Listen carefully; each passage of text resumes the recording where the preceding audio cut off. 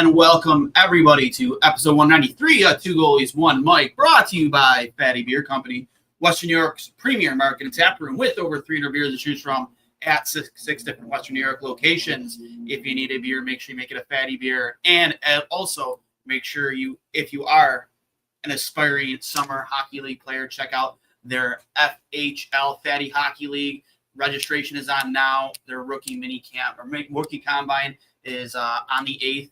Their rookie draft on the 9th. We'll talk more about that later. But I want to bring in one of my favorite guests, a returning guest, of course, from the Buffalo News, Mr. Mike Harrington. How are you today, sir, on this very fine Tuesday evening?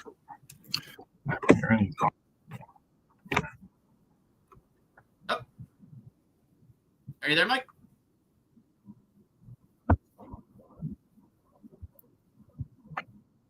Hey, Mike, can you hear me? Can you hear me at all? Yep, I can hear you. All right, something's wrong with my mic. It's taking your sound off, so I'm going to do it without it. Okay, but you can hear me. I hear you good.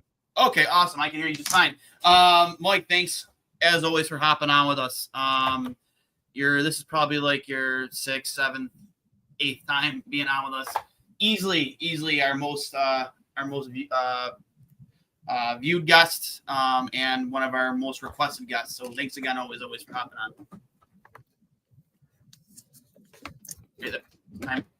Are we missing you again? All right. Can you hear me now or no? Oh, I can hear you perfect. No, forget that. Okay. I must have a short in the mic. All right. So all I said was as always, Duane, I appreciate the invite. And, it's supposedly a slow time in the hockey calendar, but it really isn't. We're in combine week and the draft is coming and who knows what else might be coming. So there's always things to talk about here. Oh, yeah, absolutely. Obviously, the long-awaited hiring of the senior advisor, Jarmo, which will be a big topic, obviously. I know you have a lot of opinions on it. I have a lot of opinions on it. Just me and you today. Connor is dealing with some other stuff tonight. So just me and you to really get down to it. So your initial thoughts on the hire. He was near the top of my list. A respected name in the league and a guy who, in my opinion, definitely fits the bill and maybe even surprised some people when they did announce he was hired. Yeah, I mean, you're talking a former 11-year NHL GM who's going to be there now to give Kevyn Adams a lot of advice. And frankly, I think Kevyn Adams is going to have to listen to him. Let's not forget here, Kevyn Adams was given the mandate to get some more experience in the organization, but he made the hire. Kevyn Adams hired Jarmo Kekäläinen, and they have a good relationship. These teams played in the preseason, and you make your preseason schedule up with your opponents. So him and Jarmo have talked quite a bit over a lot of different things, and I think Kevyn Adams knows this is the last kick at the can. So if Jarmo Kekäläinen can help him, so be it. And I think it's a good hire from the standpoint of another set of eyes, an experienced NHL GM, a guy who's been pretty bold. Some might even say reckless, which wouldn't be a terrible thing for the Sabres right now. And people were skeptical when the name was announced. This is terrible. Everything the Sabres do is going to be terrible right now. I get that. I think a lot of people didn't believe they were hiring somebody. They were hiring somebody. They had to wait. They had to wait until all the GM openings are filled because Jarmo Kekäläinen was interviewing with the New York Islanders. So once the GM openings are filled, he was able to take a senior advisor role in Buffalo and stay in the game. So it's a good move for everyone involved. For sure. And, Jarmo is a guy, like you say, take a kick at the can. That guy is definitely swung for the fences plenty of times in Columbus. You think about the trades he made for guys like Seth Jones, Artemi Panarin, and obviously in 2019, where he pushed all his chips into the middle of the table, sacrificed a lot of draft capital to bring in guys like Duchesne, and I forget the other name, but a guy he walked guys right to free agency. He walked Panarin, Duchesne, and Bobrovsky right into free agency. But Duane, answer this: would you want the Sabres to walk guys into free agency if it meant beating the top team in the league in a playoff series? I think everyone here would take that. I think everyone in Buffalo would sacrifice a lot just to have a sniff at a playoff berth at this point. So, and that's the thing too. Like, Jarmo really does put you there. That's a guy who, again, you talk about moves he's made. Columbus wasn't a team that was even thought of to be in the running for Johnny Gaudreau. Nope. He eventually signed there. Like, everybody was extremely surprised when he decided to sign in Columbus. And that was all a big in part due to Jarmo Kekäläinen, signing that guy, the big fish in free agency. And don't you think everyone thought Johnny Gaudreau was signing with the Devils or the Flyers? Yeah. That's what everybody thought. The Columbus Blue Jackets were almost a stealth pick there. People didn't really even know right until the very end they were even in the game with Johnny Gaudreau. And that is a credit to the Blue Jackets and Jarmo Kekäläinen for getting that done. But you know what? Columbus has built a very interesting organization. It's a great town to live in. It's a great arena. It's a great fan base. People love living there. They can stay relatively anonymous. They just haven't won. And I think Columbus is the real example to the NHL of why Vegas is what it was and why Seattle kind of is what it was, because they realized we can't charge $500, $600, $700 million in expansion fees and have a team lose for 20 years, which is essentially what Columbus did. They've won 2 playoff series in their existence in 25 years. You can't do that anymore.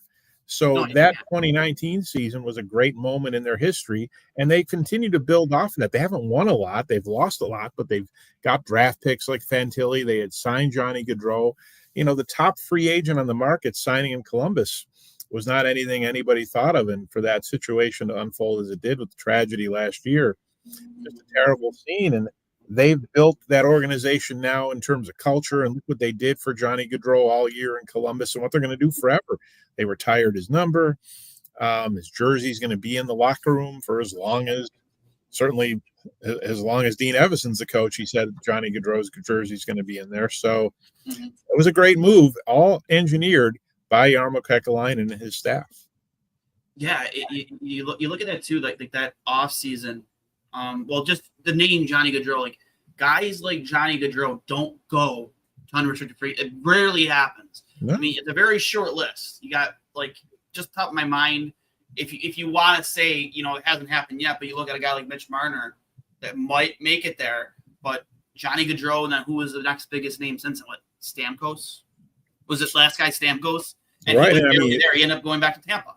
Right. And you think about it, very few guys walk anymore after what happened to the Sabres with Briere and Drury. Teams make sure they either sign their guys or trade them so they don't lose them for nothing. It doesn't happen much anymore. No, it never happens anymore. So that's why, when you make a list of all the positives of making him your senior advisor, just having the nuts to go out there and at least have that conversation. If again, we'll talk about Mitch Marner for just one moment. If Mitch Marner gets the free agency, okay, we don't get him, probably not, but have the nuts to go, have the conversation, request. Let's at least talk to him. Let's at least talk to him. They'll talk to Mitch Marner. Yeah, everybody will talk to Mitch Marner. He's not coming to Buffalo. People need. No, I know, but train. My point being, just have the ability to, have somebody who might put on a better. Yeah, they'll talk to him. Yeah. You can't sign that kind of free agent when you're on a 14-year playoff drought. It's just the bottom line. It's not happening. It's a no chancer. Zero, less than zero. And even at that, you still make the phone call. You still talk to the agent. You still see if you can get in the room and see what happens. They don't need Mitch Marner. They need a goaltending. They need defense. But, you get in the room and you make the play and you at least have the conversation. But let's be realistic here. I mean, the Columbus situation with Gaudreau, they weren't in a great spot, but they offered him a lot. There was a lot of family consideration there. Well, there could be with Mitch Marner, but I think Mitch Marner obviously wants to win Stanley Cups. You're just not getting that guy here. So I think, all the end of Leaf series talk about Mitch Marner, I just was like, you got to be kidding me. You got to be kidding me. It's not happening. Don't worry about it. Sabres fans are going to make you eat your words if it happens. I know it's 99.9% chance of it not happening. But it's just a fun thing to talk about. And now you bring in a guy like Jarmo, who maybe, makes that conversation more realistic. But next point, does this change the blueprint overall for the Sabres offseason compared if you didn't bring in Jarmo Kekäläinen? Because we've seen those Columbus Blue Jackets teams that he's had in the past. They're meaner, they're bigger. They just play just a heavier game. I mean, do you see that happening here in Buffalo? No, I think what it does, it doesn't change necessarily the style of the makeup of the team per se. It changes, I think, the willingness that Kevyn Adams will have to do big things, because I think Kevyn Adams has done a decent job in some of these trades, but he hasn't done enough. He's certainly overly conservative. They've played the long game here. They've played the long game for a good reason. They've played the draft and development game. Well, you can't play the long game anymore. Mm-hmm. You're out of a job if you don't win this season. Mm-hmm. You're out of a job. So they have to play the short game. And I think a GM who has pulled some bold moves in the past will help transform the mentality of Kevyn Adams to understand, look, you got to play the short game here. It doesn't matter. And if they play the short game and win, and I wrote this in the paper the other day in my column, everybody wins here. Mm-hmm. You know, they could make the playoffs next season, and they could keep Kevyn Adams and Lindy Ruff and make Jarmo Kekäläinen the president of hockey operations, or Jarmo Kekäläinen after a year could go get a GM job. If Buffalo makes the playoffs, oh, look how he helped Buffalo make the playoffs. So if the Sabres win, everybody wins here. You know, there's no, you know, I just think the mentality of Kevyn Adams will have to change. And you think of last summer, and everybody says, oh, they ran it back. Good Lord. Ran it back. They signed Jason Zucker as a free agent. They had traded in March Casey Middlestadt for Bowen Byram. They traded Matt Savoy for Ryan McLeod. Those are three major moves. You know, they did not run this hockey team back this year at all in any way, shape, or form. You know, they're not going to run it back next year. They're going to make some moves. They're going to be at least one move where you say, wow, I can't believe they did that. I can't believe they traded that guy. Yeah. Whether it's Peterka or who knows what. But Jarmo Kekäläinen will help transform the mentality to, we have to make this move right now. And they've played the long game here for too long. And I've badgered GMs, when is it about now? It's never been more about now in the last 10 years since the tank started than it is right now. Yeah. I like, it just seems like a repetitive narrative. You know, the time to win is now. That's what it was last year. But I think the addition of Jarmo really kind of galvanizes that, for the lack of a better way of saying it. And that's our fault. That's our fault too. Yes. The time to win is now. And Adams did say it, but that was a media narrative on the assumption that, well, if they don't make the playoffs this year, Adams is certainly getting fired. Well, he didn't get fired. So he gets his last year of his contract. So now it really is, you have to win now, because we know the coach and the GM are both on the last year of their contracts, and they can't have another 79-point season. No, definitely not. You know, and speaking of just like, you know, if they were to make the playoffs next year and say, okay, Kekäläinen maybe goes and finds, who's to say that Kevyn Adams isn't the guy who was moved into a front office role, and then Kekäläinen steps in as the GM? Like, that could happen. You never know. You could absolutely say to Kevyn Adams, okay, now you're going to be the president of hockey and Kekäläinen is going to be the GM. It totally could happen. Where like, as it stands right now, obviously a senior advisor role normally in different organizations, he would probably be the second guy in command here, you know, underneath the owner, rather than to be the GM. But obviously, as we know it, Kekäläinen will be answering to Kevyn Adams. I mean, how do you view the hierarchy right now in the front office? And there's more moves apparently coming potentially to the staff in the front office. I mean, have you heard anything? Like, have you seen any? Yeah, we've heard that they're not done making additions. They're making more additions to the strength and conditioning department. It sounds like there's going to be another addition or two to the front office. You know, they now have, instead of having Kevyn Adams reporting to Terry Pegula, you know, you have your three assistant GMs. You have Kevyn Adams, you have Jarmo Kekäläinen, you have Kevyn Adams and Jarmo Kekäläinen now mentoring Eric Stahl. You know, most teams have these ex-players in special assistant roles. That's how they learn about being in an NHL front office. So a lot of teams have senior advisors. The Sabres are catching up. They're catching up since they cut the front office to the bone during COVID. Yeah. And they're catching up now. And it's one of the reasons I've complained more about recently the front office than the team, in terms of the lack of legitimate NHL experience that coming other than working for the Buffalo Sabres, what is your NHL experience? Most of the guys in this front office don't have any. Mm-hmm. And now they're kind of starting to move away from that finally. Yeah, you're not wrong. Like there's a lot to justify like the anger, especially from guys like me too. Like, I up until last year, I don't even know if they had scouts that were scouting Russian hockey players. I don't know how. They have Russia. They have a Russian. They do. Yeah. Okay, so I thought there was for like a hot minute, like during or after COVID, that they didn't have. Yeah, they've replaced a lot of the actual scouts that were fired in COVID. Have been replaced. Their front office was small for a couple of years. They've got multiple assistant GMs, and but they've had to build up an analytics department. They've had to rebuild the scouting department. They basically got rid of everybody in COVID, because Terry panicked, which I don't understand, because the other teams in the NHL didn't get rid of their whole staff and make their GM fire 20 people. But Terry panicked in COVID, and all of a sudden, that's among the many reasons that Botterill got fired. He wouldn't fire his staff. Yeah. Good for him, So they've built it up. I mean, they're not that far behind at all in terms of numbers. They're behind in experience. Do you see Jarmo as being a guy, like you mentioned, Botterill? Do you see Jarmo being a guy where he might oppose? Because we hear the narrative, and we've seen it too when it comes to Terry Pegula. And my thing with Terry is I always feel like he's as involved as he is with the Sabres because he just doesn't want to be an owner. He wants to, he doesn't just want to be a guy that always just signs the check and just leaves the team alone. Like he wants to have his stamp on this team when they finally get over the hump and just be more than an owner, kind of like when he came in, like what we built him up to be. He wants to be that guy.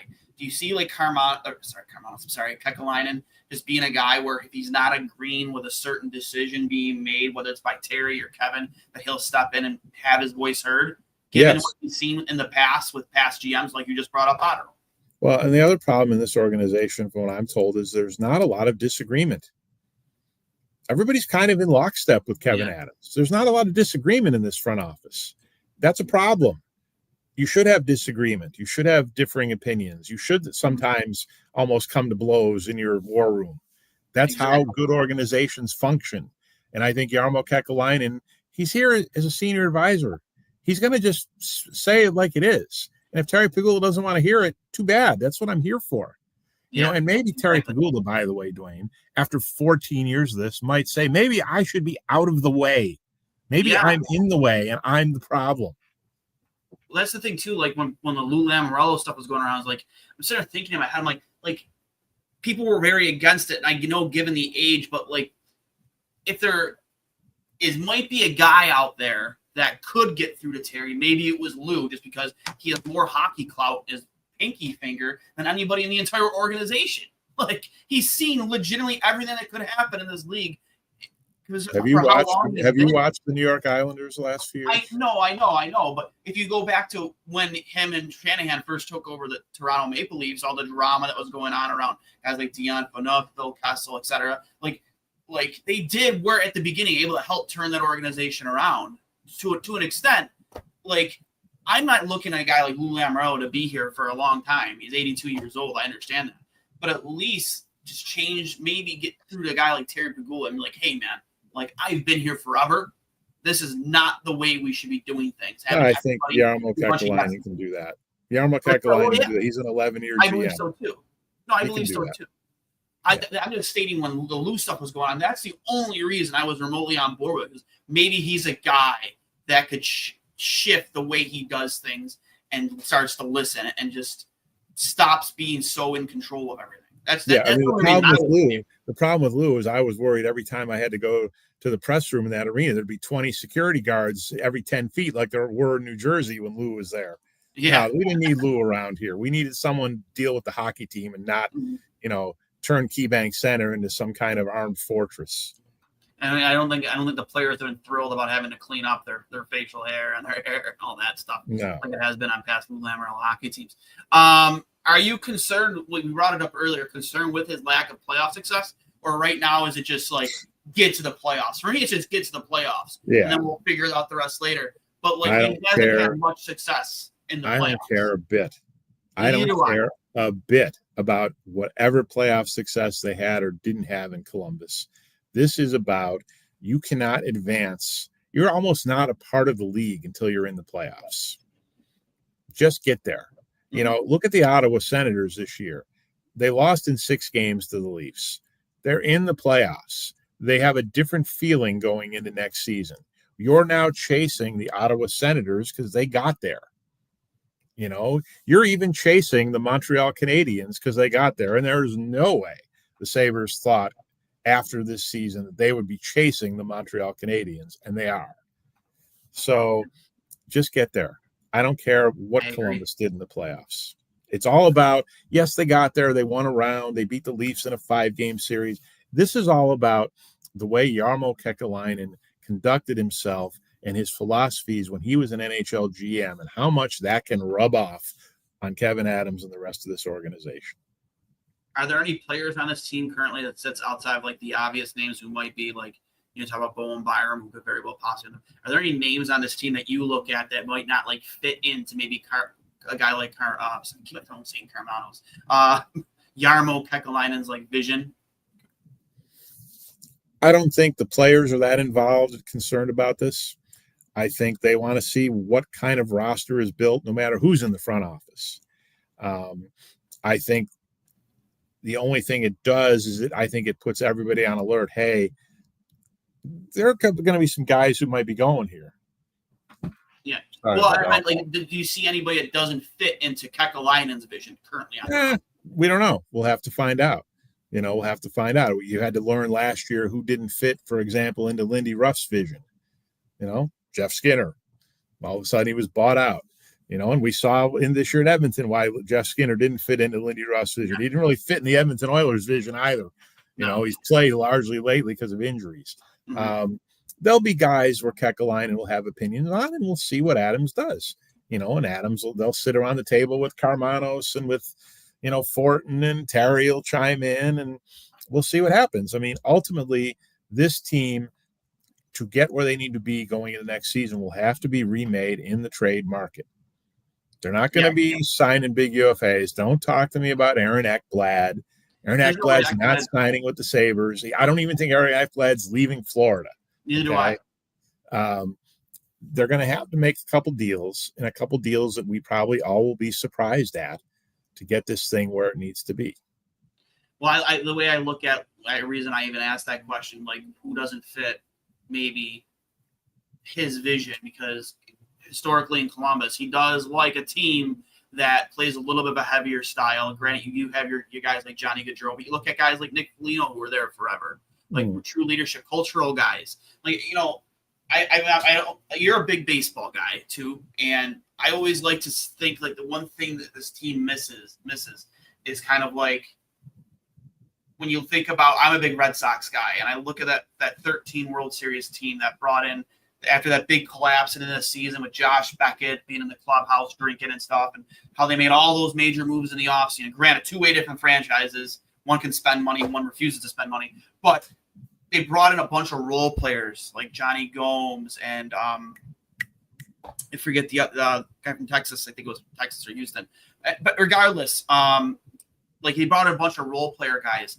Like I that's one of my biggest hopes, is that they bring somebody into this locker room that really brings them together. I know culture is such a buzzword, but like that's one thing I think they truly, genuinely do need, another Jason Zucker type of player in that room, whether it's on defense. You know, because they were close. I mean, I've said this to a lot of people.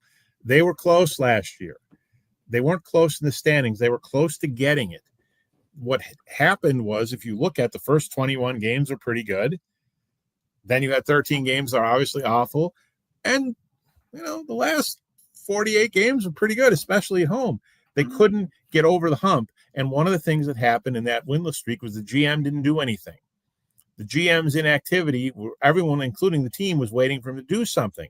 Well, if he had done something and they had snapped that streak at 6 instead of 13, I mean, that was a pretty, for a 79-point team, missing the playoffs for the 14th year in a row, that was a pretty tight locker room.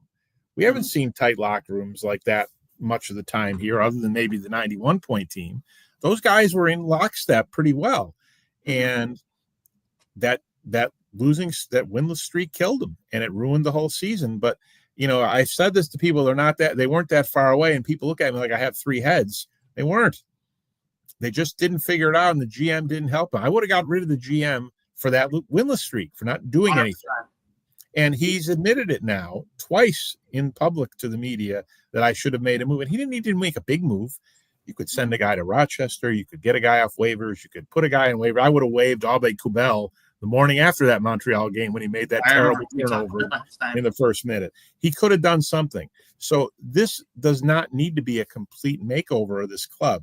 This needs to be, a tweak on the forward group. This needs to be a major addition on the defense group. You need to get that veteran right-handed defenseman.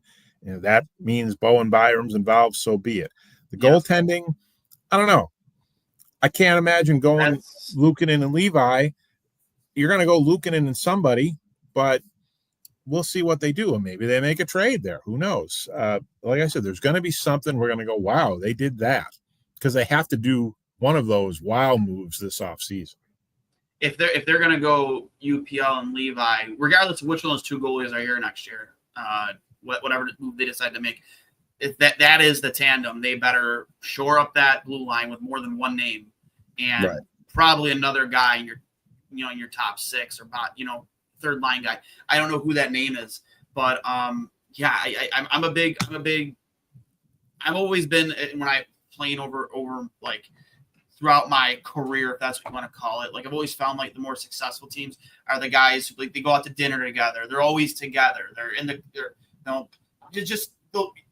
You got to find those glue guys to be in your locker room who aren't going to stand for players just not being a part of this.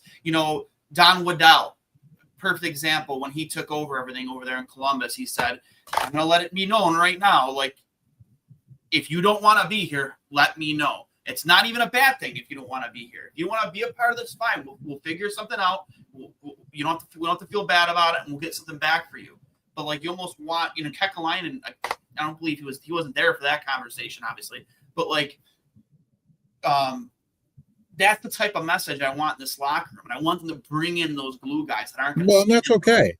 Yeah, because if you think about it, they traded Casey Middlestat. He didn't want to get traded. They traded Dylan Cousins. He didn't want to get traded. Guys want to be here. The guys in the room want to be here. Yeah. When they haven't been able to win, but when guys have been traded, I mean, I was in Florida when Dylan Cousins got traded that morning. I talked to him in that hotel lobby. I watched him, emotionally say goodbye to his teammates outside that hotel. These guys want to be here. They don't want to get moved, but they know there was something that was going to happen because of where the team was. So they've got that culture of guys wanting to be here that Adams talks about all the time. They've got that down pretty good. The problem is it hasn't produced winning. It's only a great idea if your team wins. Yeah. So Zucker comes in, and I think Zucker is a veteran. He pushed the accountability envelope, and a lot of people listen to him. And I think Zucker felt at times guys were too comfortable here and too happy here with the losing. Because that's just what we do. That's just what we do here. We lose. And Zucker's like, why are we doing this? And how many times? What did he say to me at the end of season thing? Well, you guys make a big deal about this 14-year thing. I've only been here 1 year. And I said, but it's everywhere. It's around the entire organization. And he kind of poo-pooed the notion. Yeah. Well, we need to see more guys poo-poo the notion because we're the ones who've been here 14 years. Most of these players, haven't even remotely been in the league 14 years. But you're right. A couple more veteran guys from the outside who have won. Like, look at Ryan McLeod, the season he had. Well, I liked Ryan McLeod because he had just played 105 games, including Game 7 of the Stanley Cup Final. So get more guys like that who've played deep in the playoffs. Never a bad thing. Yeah, no, I agree. And the reason I even brought up the baseball analogy earlier because I've been watching there's nothing but documentaries on Netflix since I've been hurt, not at work, and I watched The Comeback on Netflix from the 2004 series. And I was there. You were there? I covered it. I covered every game. Oh, that's amazing, man! Like I actually, my grandfather was from Worcester, and like I have a tattoo. Like we talk about galvanizing moments that season was when Veritek and A-Rod got into it, and that really in the documentary they kind of look at that moment as the one thing that really turned that season around because they were win one, lose two, win one. They just were nowhere near the team they were before. You had the Nomar Garcia-Parra stuff going on at the start of the season. Just a lot of distractions. I mean, I even have that moment tattooed on my arm, Veritek punching it right in the face. And just you look at like teams like that, like just when I talk about like going out together. Like I remember when they clinched the playoff. I think they clinched the playoffs, so they won they all went out in their cleats out in Boston. Right. They're like out in their uniforms, still in their cleats, at a bar near the stadium, just celebrating and partying when they needed to be on a bus in 35 minutes. Just I look at stuff like that and just how they went out and they got Mike Napoli and they went out. Or I'm sorry, that's 2013. But just having that type of culture and those type of leaders in that room. I'm not saying they don't have leaders in that room, but you brought up Jason Zucker earlier, and I did too. Like his ability, the effect he had on guys like Yuri Kulik during the season. Right. I just want more of that. Right. And that's why it was okay. He didn't want to go. It was okay they traded Cousins. They needed to chip away at some of that group.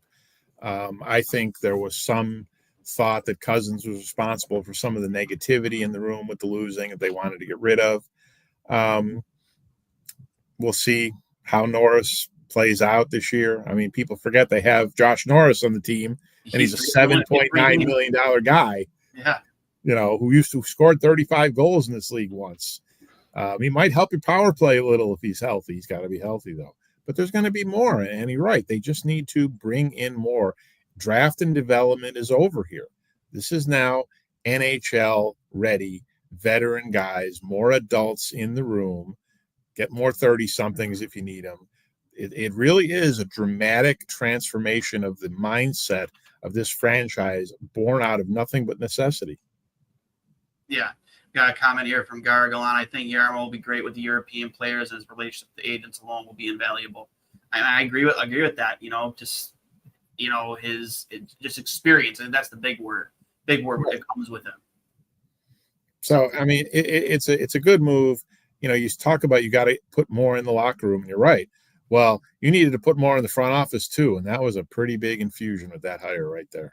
Mm-hmm. One last point too. Before we get out of here, how does this affect the way they approach their RFAs? I know there's some kind of layups in there. Levi should be easy. McLeod should be easy. I know he's going to be up for a raise in pay, but obviously the big name is JJ Peterka. We've seen a lot of the stuff online when it comes to Frank Saravelli, who we all know sometimes you just throw stuff at the wall and hope something sticks. Me and you had conversations about it, but he was on after the whistle. Was it yesterday or today? And he mentioned that from what he's hearing, and again, take that with a grain of salt, that they're looking to make some big moves right offseason that might shake the foundation of this team. Sure. I mean, that's fine. I mean, the idea that JJ Peterka is number one on the trade board is for the whole league is stupid. But having said that, it's a guy that, you might move based on what you're getting back. Can you get a top flight right-handed defenseman? Does it cost you JJ Peterka? Okay. You're not going to dump JJ Peterka without getting a major piece back. I'd like to see him play a little more defense than he does, but he's still young and he's already scoring 28 goals in this league. He'll play more defense. There's going to be somebody traded. Who's untouchable in this team? Darlene, Thompson, anybody else untouchable? The biggest reason Tage is untouchable because that contract is phenomenal. It might be the best contract in hockey. One of the best contracts in hockey. You're not, and he's a great player. You're not trading him. Oh yeah, of course, yeah. Darlene's your captain. You're not. He's your 25-minute a game number one D. You're not trading him. Who else is untouchable? I mean, I think the next closest name might be Alex Tuck, and obviously he's up for a contract extension July 1st. And I think that should be number one priority over anything. Right, but you've got to find out if Alex. What's your general consensus on that? We got a big story going on here, so I apologize for looking at this as a guy. No, you're fine. You're fine. You're a busy man. The guy with the Bisons has 3 home runs tonight in Syracuse. Robertson, right? Yeah, nobody's hit 4 home runs in a game since 1895. So I'm kind of keeping my eye on that just in case he hits the 4th one. Now, what was? I apologize. He was. Your just thoughts on Alex Tuck and his desire to still be here? I mean, I know it was definitely iffy. when you look at the locker cleanout interviews, JJ Peterka was in a great mood, was very happy, as upbeat as we've seen him. We were talking about the Olympics, his season. Alex Tuck was more, I got to talk to my wife. We got to sit down and talk about it. There was no, I'm signing, I'm interested, blah, blah, blah. There was none of that. So I think Alex Tuck, you could put him in the category of, I really like it here, I want to stay, but I need to know what the plan is because I'm not getting any younger. And if you want me to sign for 6 or 7 more years, I need to know what the plan is here. I need to know who's going to be running this team and are we trying to win? Mm-hmm. Draft and development is over in these guys' minds. That's where Alex Tuck is because Alex Tuck knows the Sabres will pay him, Yeah. So I think he's easily an $8 to $9 million player given his importance on and off the ice. Yeah, his Alex Tuck's number has to start with at least an 8. I agree. One last question here from Jeff. Mike, what is the biggest misunderstood perception regarding this team or certain players on the team? It's an interesting question. I think, there's all this perception of the outside. It's not really in this market. It's kind of comes from other cities. That they don't care. They don't care about winning. Yeah, I don't agree with that perception. It's just preposterous. These people think these players don't care about winning. Go in the locker room when they lose a game and see how happy they are. Go in the locker room, on the road when they're on a losing streak. Listen to the locker cleanout interviews. See how happy guys were about missing the playoffs for the 14th straight year. See how happy they are about hearing about that all the time. No, they care. Terry Pegula cared. Maybe the most misunderstood perception is Terry Pegula doesn't care about the Sabres. No, he cares about the Sabres immensely. He doesn't know how to do it. And your comment there, Tuck wants to get paid. No kidding. He's going to get paid. The Sabres will pay him. It's not about that. Yeah, I that's number one priority. I think that even if you wanted 9.5, you just give it to him just because he's getting paid. He's getting paid here or somewhere else. He wants to win here. He came from Vegas where he was in the Stanley Cup final. Mm-hmm. So he doesn't want to go through all this losing. Come on. So he's getting paid. Don't worry about it. The Sabres will pay him. It's just he has to make the decision. There are guys like Peterka and who knows who else might get traded. Alex Tuck's not getting traded. Alex Tuck has to decide if he wants to stay. I agree. And that might be a type of guy, too, that, you talked about Kekäläinen in 2019, letting players ride to free agency, guys like Panarin and Bobrovsky holding on to him. What if Buffalo's on the cusp, knowing that's a guy who's a free agent next year? That's a guy, same situation. There's no way they're letting that guy go. But the other thing is, you know what? If he doesn't want to stay, boy, what could you get for Alex Tuck come next March? A lot. Yeah. Any names in particular that catch your eye this offseason, maybe whether it's unrestricted free agency or even via trade? You've seen guys like Jason Robertson's name out there on the trade block, Mason Marchment. You talk about UFAs, Sam Bennett's near the top of the list after the obvious. Are there any guys out there that interest you, just particular? I'm looking at defensemen. I want to see what happens. Of course, yeah. Rasmus Anderson. I want to see what happens with Noah Dobson. Guys like that. Ekblad, I refuse to think Ekblad's going anywhere. No. Especially if Florida wins and he has a chance at a dynasty, he'll sign for less. Right. Same thing with Bennett, I think, even. They'll figure it out down there. The cap's going up, so they're not up against the flat cap anymore. Mm-hmm. But there are guys like that. There are veteran defensemen. I want to see what happens. Do they get traded by their teams? Do they get re-signed by their teams? Those are the kind of guys the Sabres have to be involved with. I don't want to hear about Marner and Jason Robertson, all these guys. They were a top 10 offense last year. Yeah. When they had 79 points. They couldn't keep the puck out of their net. They were 29th in goals against. Why are we talking about scorers? Yeah. And you're not going to get a top end defenseman in free agency. You're just not going to No. Well, I looked up and down that list, at least because how Lindy likes to have a right and a left-handed defenseman each side. I look up and down that list. The one name I think that made the most sense to me if he isn't going to retire is Jan Ruda, and not only to bring him up because he's won a cup and he's that veteran guy that might come in. He's a bigger guy. Maybe he's just looking for one big payday and just to be a guy that can be a mentor. But everyone else is chasing a cup still. Like, so if you're thinking you're getting some big name in free agency, it's not going to happen. So you might even be looking at a situation, like you said, like Noah Dobson, guys who are RFAs who don't have the ability to block a trade, like what happened with Middlestat and Byram. Like, you might be looking at a situation like that, in my opinion. Right. You're going to have to. You're going to have to do something, and Kekäläinen can help move that needle and say to Adams, go to it. Mm-hmm. I agree. Mike, I appreciate you coming on with us, man. It's always a pleasure. All right, Always one of my favorite guests. So that was Mike Harrington from the Buffalo News. We're bringing Nik Fatty now, former Sabres scout and owner of Fatty Beer, and getting ready for some big. Oh, look at that! Look at that! Oh, hey, buddy. There it is. There it is. There it is. Good friend of mine. Good friend of the program. Nik Fatty. Nick, how's it going? And how are you on this fine Tuesday evening? It's good. It's good. Busy day, like we're all dealing with. Just got back from the soccer field with my kids and track meets and all sorts of fun stuff. So, I'm missing the playoff hockey. Not gonna lie. It's it's wild not having these games right now. It's felt like, I don't know, much longer than it has been. Right? Given how much hockey we've had up until now. I agree. Like, it's building. It's building to greatness. So I'm excited for it. What do we got? Thursday or Friday? Friday do we play? Tomorrow night. Tomorrow night's game 1. Okay. Wednesday, Friday game 2, and then Monday game 3. They have that extra day for travel. Excited. So before we get into, obviously, the upcoming FHL season, you being a former scout, a guy who was hired by Kevyn Adams. Was it by – no, sorry, Darcy Regier. Not Kevin, sorry. I think you hired Kevyn Adams, didn't you? I was part of a group. Yeah, when that was all going down. Yeah. But you were hired by Darcy as a scout. You've seen a lot. You've been in those war rooms.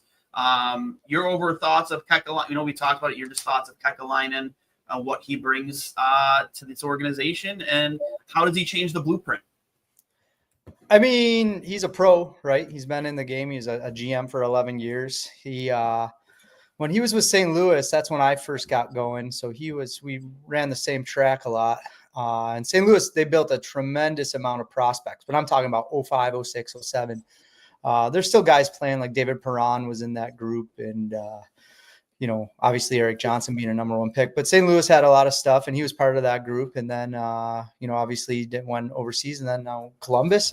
Anyone who's an NHL GM for 11 years that's pretty remarkable. And he's a pro, so it's kind of cool. Definitely gets league respect and a bit of a command with his presence around. But I think it's good. I think it's good, definitely. And we just had on Mike Harrington before you, and I tend to think that there could be players on this team that might not fit into his vision. I know he's not the GM, but I assume he's gonna have a big say. Like in Columbus, his teams tended to play a little of a heavier game, be it, on the bigger side. You think of leaders like Nick Foligno, who were such, not even just on the ice, but just a glue guy in the room. I tend to think that there's some guys on this team that might be a little scared, knowing that his track record with Columbus. You think about guys who, have been highly criticized in Buffalo. A guy like Matthias Samuelsson, who has been on the softer side. I don't think Owen Power is going anywhere, given they just signed him to a massive deal. But a guy like Samuelsson, who's been on the hot seat, talked about buyouts, trade on the trade block. Like, who do you view on this roster as a guy who might, not fit into his vision? To me, I think there's some separation there. Obviously, there's talent evaluation and seeing where guys fit and team building, right? So, like, team building is I guess that's the question, right? Like, who doesn't fit the team mold of someone like he's into? So, I don't know naming names. I don't really know. I think if we're in the position the Sabres are right now, I think everything's on the table. Let's be honest. I think there's a great, you got to have a good relationship between coach and front office on some of that team building and trust, and obviously working with the coach to give them pieces that they want. So I think it's just conversations, right? So you can go through. So as far as who's in, who's out, I don't know. To me, if I'm in that room and in those spots, I think anything is possible right now. Like literally anything. Like, untouchable and no untouchable. I kind of was listening a little bit what you and Mike were talking about. I think every single option's on the table, and I think that's good. right? That's good. And especially now you got a guy like Jarmo who's got a lot of insight and intake, and when he's not the GM anymore. So he's, there's, when you're not in that position anymore, you might have some more insight and go, I wish I did that differently. I wish I did this differently. So I think it's good. I think it's a good spot to be in. I agree. Like I look at that team, like he's got nuts, right? Too, when it comes to just taking chances. You look at that 2019 squad, and they let guys go to free agency because they were on a run. They pushed all their chips on the table. They went out and got like Matt Duchene. I forget what other moves they made, but they let guys like Panarin and Bobrovsky walk to free agency that offseason. They lost them for nothing. Yeah, that takes a lot of nuts, though. Yeah, Nuts, and they swept a 62-win Tampa Bay team in the first round. Yeah, they didn't win the cup, but like those are the kind of nuts I might want a little bit here. And I think Tampa Bay and Tampa Bay was the sort of team that learned the lesson. Like I obviously they were upset, right? But I think they won the next 2 cups, right, Tampa? So I would rather. If you're a Tampa Bay fan, you're okay, Yeah, I was gonna say I'd rather be in the Tampa team building mode where you have these pieces and disappointment in the playoffs. I think, being in the Columbus team mode where years and years trying to get there and attract free agents and all that other stuff. Sometimes you got to push your chips in. Yeah, I mean, absolutely. So, I mean, he had, I think, did he trade Rick Nash? He probably was involved in that. I can't remember. So, like Rick Nash, legend in Columbus, right? So those are hard decisions, right? Number 1 overall pick, I think, first Blue Jacket ever potentially. Don't quote me on it, but there's lots of when you're a GM, you see it all. So I think it's good bringing a guy like that in, 100%. I agree. Just a respected name too. People like you were trying to find people that might be able to get through to Terry. Like that could be a guy, Like who are you going to tell me that I don't know more about this than you do? That's why I mentioned to Mike earlier. That's why I was okay with Lou Lamoriello's name being thrown around, because if there's any guy that might get through, I don't think was Lou ever an assistant GM though, or an advisor in Toronto? Was he? Dude, I looked at his resume, man. It's like 40 years. I'm pretty sure he was a senior advisor at some point. Yeah, maybe he was with Toronto under Shanahan, because him and Shanahan were in there at the same time. I mean, I think Jarmo's in a great spot. The Sabres do well, he's going to get love. If they don't do well, he's not to blame. What a spot. Yeah, and you know what? That's great. And given, by Thanksgiving, if the train's off the rails, he probably slides into the GM spot after they kick the can on. Right. I don't know. Or sometimes, sometimes there's a little oil and water, but I doubt it if you're at this point. So, no. Sabres are in an interesting spot for sure. No doubt. Big week next week for you. We've been talking a lot about it. The Summer Hockey League, the Elite Summer Hockey League, FHL is back. That's right. Huh? That's right. I'm pointing at it. Yeah, you're pointing. You got to point the other way. Nope. The other way. There you go. I don't see. You got to go the opposite way. No, that way. For those of you who are watching that do play hockey, the FHL, you see stuff online like the Beauty League out of Minnesota. The FHL is our version of that. We've had a lot of big names play in this in the past. Guys like Pat Kane, Tim Kennedy, local heroes. Most recently, Denny Gilbert. Obviously now former Sabre. But just you want to give anybody watching some information on the league, Nick, and just For one, FHL has been around before the Beauty League. And kind of we were first, and we weren't the first.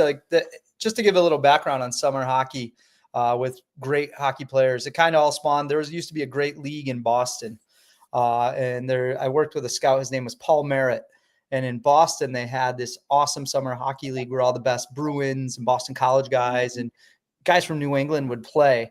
And Paul has since passed, and he's an unbelievable human and great. He's great, but he was telling me how it kind of all worked, which was great, which was basically you get the best high school players, the best college players, the best junior players, the best pros, and the best former players on the same sheet in the summer for fun, competitive, still fast-paced, smart hockey.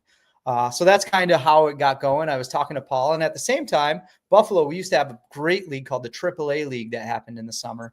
For those who are old, I was lucky enough. I played on a team called the Llamas, You know, in our lore, Alexander McGillney played there. Randy Burridge was on our team. Randy Burridge. Yeah, like all sorts of stuff. Like that's how old I am. There was High Low. There was, you know, there's tons of teams. I can't believe I'm not. Comics Cafe, different stuff like that. So there used to be this great stuff. So when I was lucky enough to be 17, 18 years old, I played in this amazing league. And that's like 97, 98, 99. Well, then that league went away for 4 or 5 years. So I kind of revived it. I was, you know, in the scouting business. So I kind of talked to Paul Merritt, who was doing something similar in Boston with guys, and then picking up what we used to do at our summer league. The one thing that I have to say about the original Buffalo League, the AAA league, Duane, it was full check even in the summer. Really? Yeah, fights with former and current pros. Oh yeah, it was. Wow. Oh yeah. So like you're a kid and you get so we don't do that now. That's not what the Boston League does now. That's not what the Junior League now. No one would ever do that. So our current league is a total skill league. Like I said, we started. I think our first year was like informally was like 05, 06 era. You know, right away we had like Derek Whitmore playing and Pat Coletta, Marek Zagrapan, and then local great college players like, you know, Vinny Scarcella. Well, he was still in high school then. And just all these great players. And then we just kept growing. So we went from 4 teams and eventually to 6 teams up to 8 teams. And at our peak, we had 12 teams. And I mean, we've had the best Buffalo, like Darlene's played in our league and Casey Middlestad's played in our league. And a lot of, you know, younger, like we actually, if you go to fattyhockey.com, you can look at our alumni list. It's pretty darn impressive. Bringing it up right now. Yeah. And like tons of college guys. So, and it's just developed and we've kind of gone along and now we're on year pretty much 20. Yeah. 20, pretty much year 20 of FHL. So yeah, if you keep going, like there's our cap. So if you look at the captains right there, so like Pat Polino, he's a current pro hockey player. Matt and Nate Burke. So Nate Burke was just at Cortland and they just had a great year. You know, RJ is played in St. Lawrence and he's at Nichols. I'm doing St. Francis now, you know, there it is up there. Jake Bergin is with Junior Sabre. He's got unbelievable, like, and all these captains, Liam Lusakowski's at Maine right now. And Matt Spirit, he's playing, I think he's at Cortland as well. And then Peyton, he's going to play juniors, and Nick Haas and Napier, they're at Colgate. So like, these are all current guys who are connected. Here's how it works. Basically younger guys can go to the rookie combine. Rookie combine is for 2009 and 2008 birthdays, or 2007 still in high school. So basically all these teams get together and then you add rookie players. So rookie players, so each team has 10 veteran players, 10 skaters and a goalie, and then 5 rookie players. So rookie players are 9s, 10s, and 8s, 9s, and 7s. We have a draft that's coming up this weekend, and then we play games every week until we have our champion on August 7th. So you can kind of see the game times. All our games are at Harbor Center, which makes it great, which is why all the pro guys like it, because they're usually training there, have a connection there. But yeah. And then, so here's a list. It just goes from like, you know, if you see the doubled star on there, like Alex Iafallo, he's played in our league forever. Alex Lepkowski, he's a Sabre pick. He's actually an NHL ref right now too. You know, and it just goes. I mean, you know, we got Peters who's played, and I mean, we can do this all day. There's, you know, there's a lot of big names on there. Cole Caulfield played for a little bit there. I do want to say, if we don't bring up his name, one of your bar managers might kill me, Anthony Day. Oh, that's his. Yeah, that's great. Anthony Day is an FHL legend. And Anthony Day played when he was, so the cool thing is you can start playing when you're like 15 and then still play when you're like 45. If you're really good. So Anthony, yeah, he played at Yale or USHL, and then the Yale won a national championship. Oh yeah. His brother, yeah, Greggy Day in Lancaster is the best. I mean, it just goes, right? I mean, guys that are, you know, remember just fun names from the past. And then there's so many good local hockey players. I think that's the other thing that I love about the FHL. So every guy on this list is a guy who played Division I, Division III, Major Junior, USHL, or Pro Hockey. So like when they say, oh, you know, you can go on Hockey DB, you can go on Elite Prospects. Oh, another cool one is like Haley Scamara.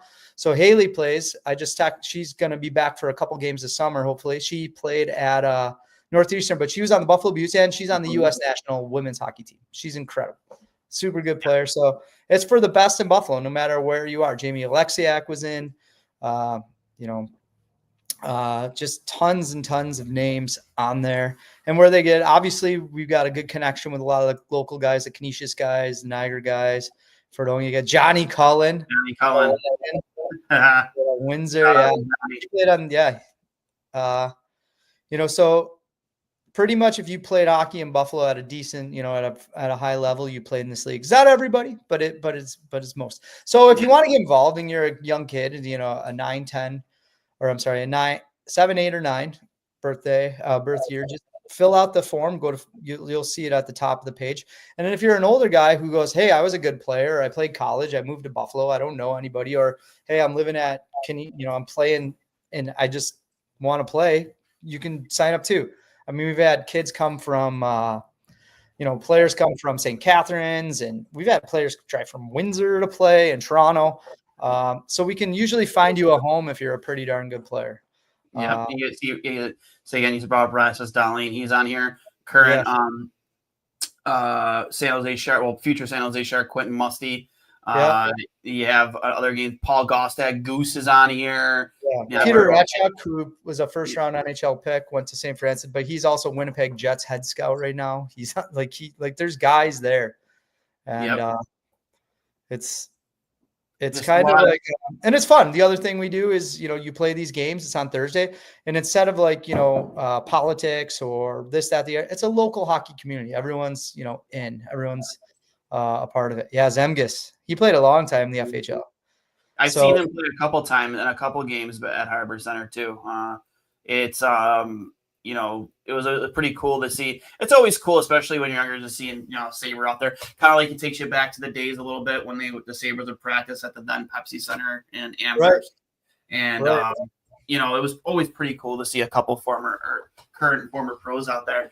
I know we're going to be a lot more involved with it this coming season. I mean, you've been talking a lot about it, coming up with some pretty cool ideas. Super stoked to be involved this coming season. Yeah, man, we're excited to partner with you on this because we want to bring it to the next level. Like we were saying, we used to joke, I don't know if you at the beauty league, because we had more first overall picks play in our league between Kane and Darlene than they've had and stuff like that. We there's rosters from the past, and we're trying to get better at archiving it, that we had just had dynamo teams that were just full of pros and good players. But we really are excited to work with you, Duane, on this and to just elevate the level of what we're doing with hockey, especially with, I'm big hockey Buffalo guy. I love Buffalo hockey. Yeah. Proud of Buffalo hockey and what we have been. I love our past. And then, I'm looking at, making sure our future is great too, is, any way we can. To me, FHL is a good way to do that. Really excited to have you so you can help bring us some more fun to the FHL. Yeah, man, I'm super stoked, and you have some potentially pretty cool sponsors that could come in here. I know we'll see. Obviously won't name any names, but some pretty cool. Actually, the game format, isn't it a little different too? So it's we call it player friendly hockey. So basically, you play a 30-minute game, and there's every minute and 15 seconds there's a horn. So the players get off the ice, they leave the puck and get off the ice. If we don't do that, Duane, guys, you've played adult league, they stay on forever. They stay on forever. Oh yeah. And that drives me crazy. Yeah. So some guys just don't get it though. So especially young guys, they don't know how long they should be out there. Should we change now? Should we wait? The older guys who are I'm a pro, I'm going to be out here all day. No. We do the horn, get off the ice. Guys love it because it keeps the pace of the skate up too. So every minute, 15 seconds, we do that, which is huge. If it hits the netting, ceiling, off the bench, whatever, we keep playing. If the puck stays in the rink, we keep playing. We don't do any face-offs. The only face-offs at the beginning of the game. And it's kind of, you get scored on, you pull out of the net, we go the other way. Offsides, ref blows the whistle, leave the puck, turn up the ice. Those are some of the rules we have. Every penalty is a penalty shot. So there's no hitting, but, any hooks, trips, stuff like that. And then the last 5 minutes, we kind of call it, we play, real hockey in a way where we do a little bit more. There's a little bit more rules. We'll do more face-offs. We'll do more, especially in 1-goal games. We'll do, we have a fun rule, Duane. You'll love this one. This one's insane. So it's a skill skate, right? So if you're on a team, say my team's winning 2-1, right? And my team ices the puck. Well, instead of just a face-off at the other end, Duane, the other team gets we get an extra player. So if my team's winning 2-1 and I ice the puck, now you are 6-on-5 on us. Say I get the puck again, I ice it again, 7-on-5. Ice it again, 8-on-5. Until there's a goal, and then it's back to 5-on-5. So the whole point is we don't want guys just wasting time on the clock. There's nothing worse than a men's game. So it's discouraging to ice the puck. Yeah, because we're here to play hockey and make pressure situations and do things. I love that. I absolutely love that. Yeah, so we can have fun with that. So yeah. You talked about AAA earlier, and then obviously now the FHL. Any fun memories that you want to talk about here before we get out of here? Just anything fun that really sticks out to you that might make anybody thinking about wanting to join on, hop on the bandwagon, the FHL bandwagon? I mean, that's the thing with the FHL is you never know who's going to be there. One fun, like Pat Kane used to come all the time. And one of the greatest things was Pat Kane won like the Stanley Cup, right? Won the cup, goal in Philly. Like end of June, right? He was at an FHL game within 5 days. Really? Yes. That's sick. That's so sick. Right? So, he's playing in a game. Like it was, the other thing is like we always say, don't be too cool for the skate. Like he was never too good for it. He worked hard. And a lot of the best guys that you see, like all the guys we were naming, like when Dahlin came, he wasn't like taking it easy. Like these guys. No, because there's like every guy on there, like there's a little bit pushback, and it's not physical, but it's just like guys you don't want to be the guy on YouTube for getting walked by Dahlin either. No, so but one really fun story is, so Pat Kane is back and there's we're doing those rules and there's a face off with like 30 seconds to go. And I was still relatively young at the time. And I was like, I want to take the face off against Pat Kane. And I remember he did one of those mic'd up things. And I don't remember who said it to him. Somebody fun in the NHL said to him, lined up for a face-off against Pat Kane, said, "You're not very good at these, are you?" And just beat him on a draw. And I said the same thing to him. He laughed before the puck. I go, "You're not very good at these." Wham! Won the face-off back, and it's just fun. So you won a face-off against Patty Kane. Yeah, I mean, he's not. It's just fun. Yeah, and good. It's not exactly like that. You ever see that movie Rounders? Oh yeah. Yeah. It's like when he tells that story about Johnny Chan, going heads up one hand and he bluffed him. It's like kind of like that a little bit. You want a little bit. A little bit. Yeah. Nick, man, any final thoughts before we let you get out of here? No, I appreciate it. And I thank everyone. And obviously the passion with the Sabres is always great. And the passion that you exhibit all the time, Duane, is awesome. So I appreciate all you do. That was a really good interview with Mike, and keep up the good work. So good stuff. Yeah, Mike's always been one of my favorite guests. He's, I think, one of our more consistent guests we have on here. And I know he takes a lot of heat every once in a while. But there was one thing that he is that not really any other reporters are, is he'll tell you how it is. And he's always willing to ask the hard question, which as a Sabres fan today, you have to appreciate. Right. Yeah, it's really cool. And, it's good. You and I talk all the time about, what's going to happen with this, that, the other. I think it's going to be another interesting year. That's for sure. We're going to learn a lot. I don't know if we can handle at this point. I think this is worse than the Bills drought personally. But if you're looking for Nick on Twitter, or I refuse to call it X, you can find him at nfatty on Twitter. You can find Fatty Beer at Fatty Beer, and I believe it's at FHL, correct? At FHL or at Fatty Hockey. Is it at Fatty Hockey? I'm sorry. Yeah. So it's at Fatty Hockey, and we tweeted out a promotional tweet earlier today where it has all the information.